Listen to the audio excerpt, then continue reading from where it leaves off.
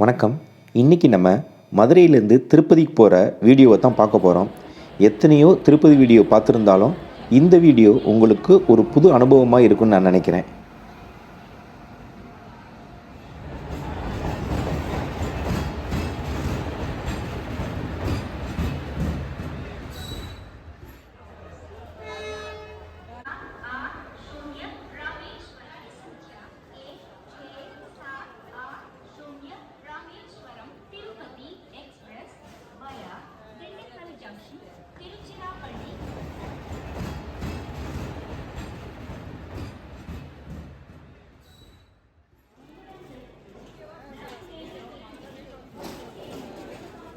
நாங்கள் திருப்பதிக்கு போகிற ராமேஸ்வரம் ட்ரெயின் சரியாக 7:20க்கு மதுரைக்கு வந்துருச்சு. இது வாரத்திற்கு வியாழக்கிழமையும் வெள்ளிக்கிழமையும் 7:20க்கு மதுரையிலேருந்து புறப்படுது. Train number 1678 Rameswaram Tirupati express via Dindigul junction.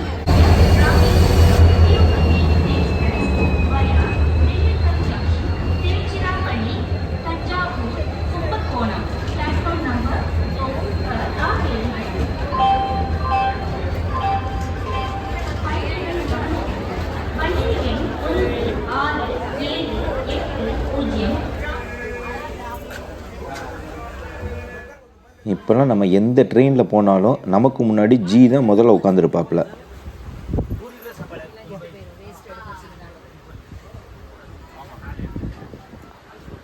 Dindigul திருச்சியில் டிஃபன் வாங்கி சாப்பிட்டா நினச்சிடாதீங்க. காலையில் ஊற்றின இட்லி தான் கொண்டு வருவாங்க. சாம்பார் சட்னி கண்டிப்பாக கெட்டு போயிடும். அதனால் வீட்டிலேருந்து கொண்டு வரது தான் ரொம்ப பெஸ்ட்டு.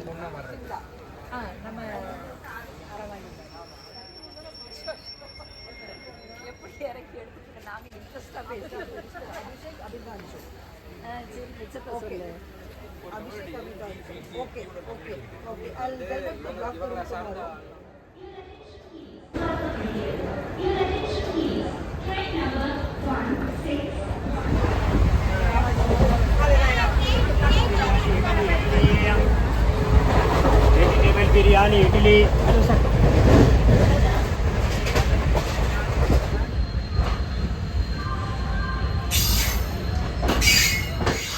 இந்த திருப்பதி ட்ரெயின் மட்டும் என்றைக்கும் ஃப்ரீயாக போனதே இல்லை. எல்லா ஸ்டேஷன்லேயும் அவ்வளோ கூட்டம். எல்லாம் திருப்பதிக்கு போகிற மக்கள் தான்.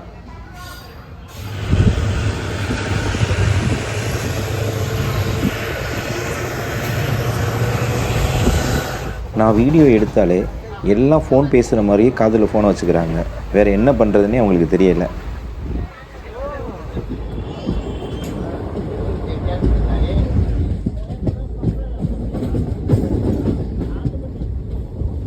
வியாழன் இரவு 7:20க்கு மதுரையிலேருந்து புறப்பட்ட நம்ம ட்ரெயின் வெள்ளிக்கிழமை 8:30க்கு காட்பாடி ஸ்டேஷனுக்கு வந்துடும். இங்கே காஃபி டீ வடையெல்லாம் ரொம்ப அருமையாக இருக்கும். ட்ரெயினும் அரை மணி நேரம் இந்த ஸ்டேஷனில் நிற்கும்.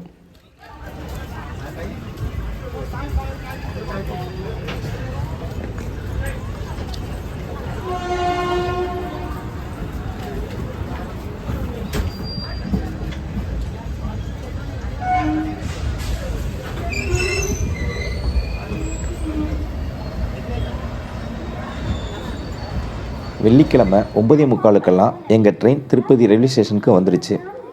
திருப்பதி ரயில்வே ஸ்டேஷன்லேருந்து ஒரு 500 மீட்டரில் விஷ்ணு நிவாசம் அப்படின்ற இடத்துல தான் நாங்கள் ரூம் போட்டிருந்தோம். அங்கே குளிச்சுட்டு ஒரு ஜீப் ஏற்பாடு பண்ணியிருந்தோம். அந்த ஜீப்லேயே அலமேலு மங்காபுரத்திற்கும் சுற்றி பார்த்துட்டு திருப்பதி மலை மேலே விடுற மாதிரி ஜீப்பை பேசியிருந்தோம். ஜீப்பில் ஒரு ஆளுக்கு 220 ரூபா வந்துருந்துச்சு. அதாவது ரயில்வே ஸ்டேஷனில் இருந்து அலமேலு மங்காபுரத்தை பார்த்துட்டு அலமேலு மங்காபுரத்திலிருந்து திருமலா திருப்பதிக்கு மலை மேலே போய் அந்த ஜீப்பை எங்கள் ரூமுக்கிட்ட போய் இறக்கி விடுறதுக்கு ஒரு ஆளுக்கு 220 ரூபா.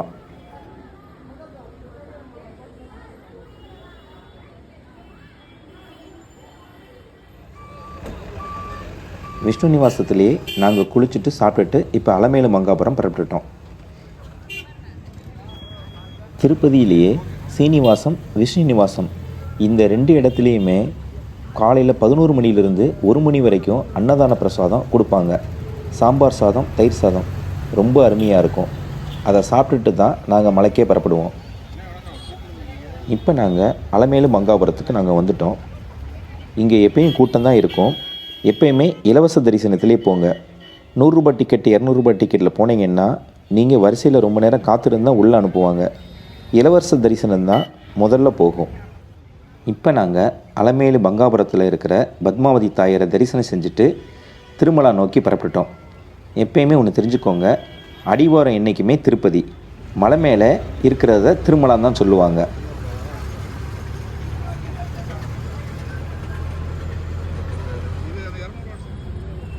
இப்போ நீங்கள் இந்த பார்க்குற பாலம் தான் புதுசாக கட்டினது. இது திருமலாவுக்கு போகக்கூடிய அந்த மலையோட அடிவாரம் வரைக்கும் போகும். இந்த பாலத்தில் போட்டிருக்க அந்த நாமத்தை பார்க்குறப்பயே நமக்கு திருமலாவுடைய பக்தி ஆரம்பிச்சிடும்.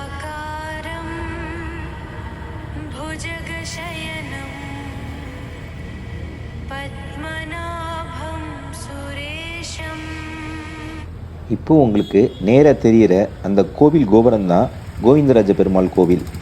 இது திருப்பதி ரயில்வே ஸ்டேஷன் பக்கத்திலேயே தான் இருக்குது.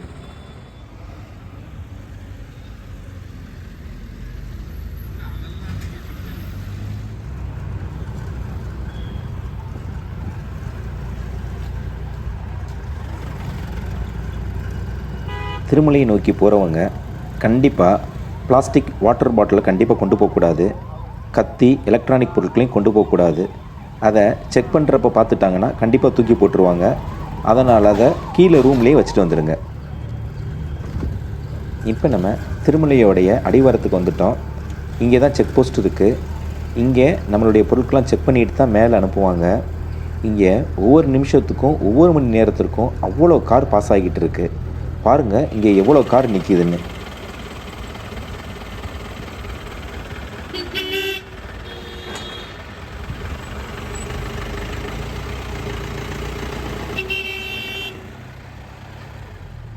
திருப்பதிக்கு அவ்வளவு சாதாரணமாக யாரும் போயிட முடியாது.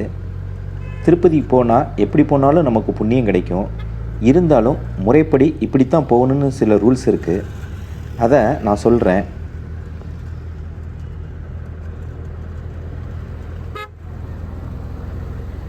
இந்த மலையேறி திருமாலை தரிசிக்கிறதுக்கு முன்னாடி முறையாக எப்படி தரிசிக்கணுன்றதை பார்த்துருவோம்.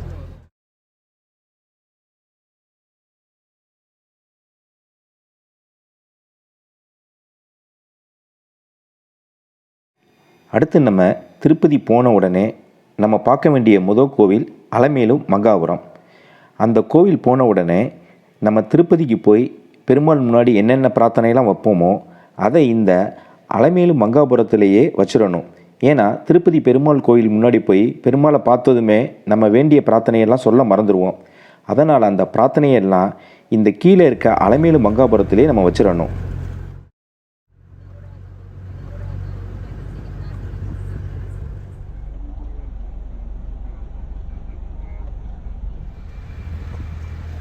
மலையிலும் கடலிலும் மட்டும்தான் ரிஷிகளும் ஞானிகளும் ஆத்மாவாக வாழ்கிறாங்க.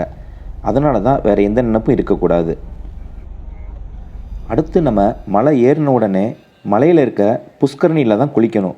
ஏன்னா சந்திரனுடைய முழு கதிர்வீச்சும் திருப்பதி மலையில் இருக்க அந்த புஷ்கரணியில் தான் விழுகுது.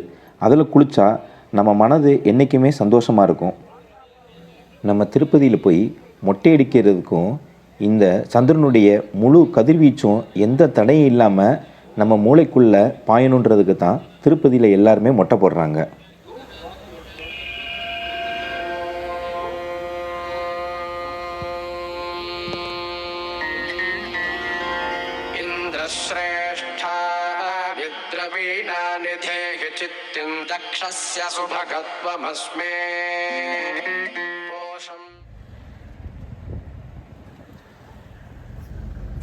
புஷ்கரணியில் நம்ம குளிச்சுட்டு அது பக்கத்திலே இருக்கிற லக்ஷ்மி வராகமூர்த்தி தான் தரிசனம் பண்ணணும்.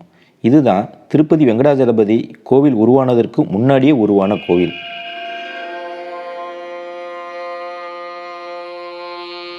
அடுத்து நம்ம செய்ய வேண்டியது திருமலையில் இருக்கிற கோபுரத்தையும் தங்க விமானத்தையும் தான் தரிசனம் செய்யணும்.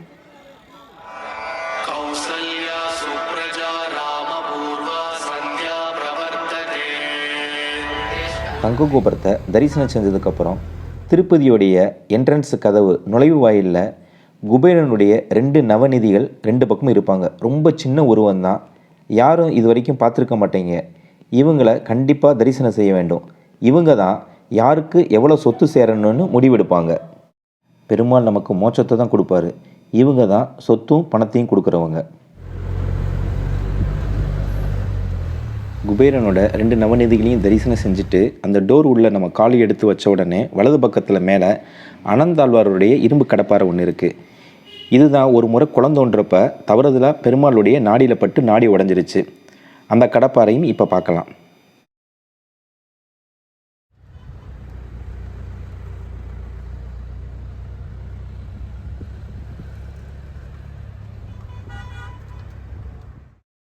அடுத்தது பலிபீடத்தையும் கொடிமரத்தையும் வணங்கணும்.